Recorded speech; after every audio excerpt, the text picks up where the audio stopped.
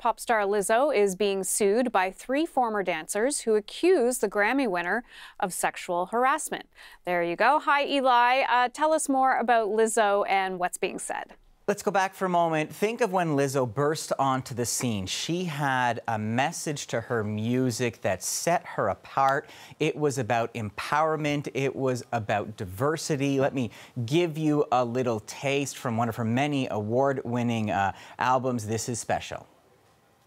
Could you imagine a world where everybody's the same and you could cancel a girl because she just wanted to change? How could you throw stones if you ain't been through a pain? That's why we feel so alone. That's why we feel so ashamed.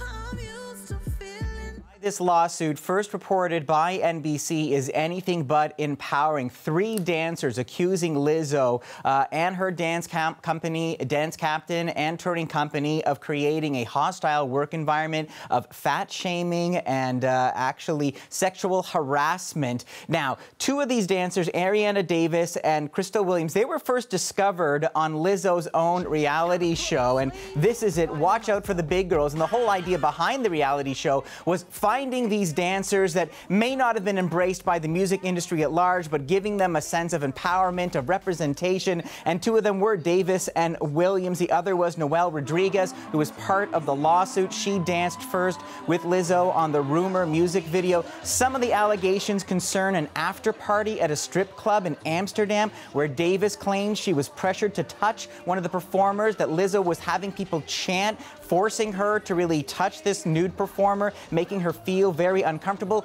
There was a South by Southwest performance where Lizzo seemed to call attention to Davis's weight, which is very surprising considering Lizzo's whole message in many of her songs. The suit names Davis and her dance captain, Shirlene Quigley, who was known to proselytize her religion, who was shaming people who were actually virgins. There was talk of a 12-hour-long audition where Davis says she was so afraid that if she left the stage that she would be fired, so eventually she soiled herself. Let me give you Ariana Davis in her own words, talking about what was basically her first experience in the music industry. Take a listen. I'm so new to this industry, and for this to be my first experience is really crazy. To be honest, if this was a corporate office and she was doing exactly the same thing that she was doing on tour, immediately that would be so many HR violations. Nobody speaks up because they're so scared for their jobs. I was terrified for my job. Oh, what's Lizzo saying, Eli?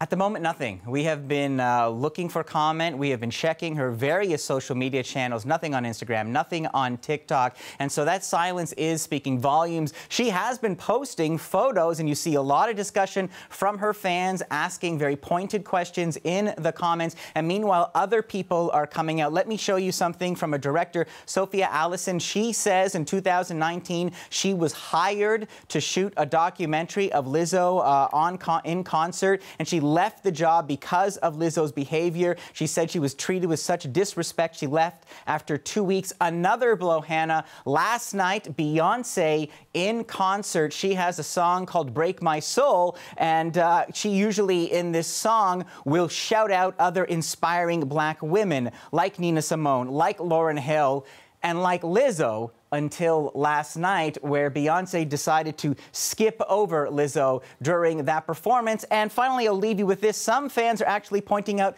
some of Lizzo's own lyrics. Listen carefully to this from the song Rumors. Had to cut some hoes loose, yeah. Indy ain't no loose lips. Now them hoes tryna sue me. Bitch, I don't give two. So for the moment, as we await comment and response, that is all that we have from the performer. Eli Glassner, thank you.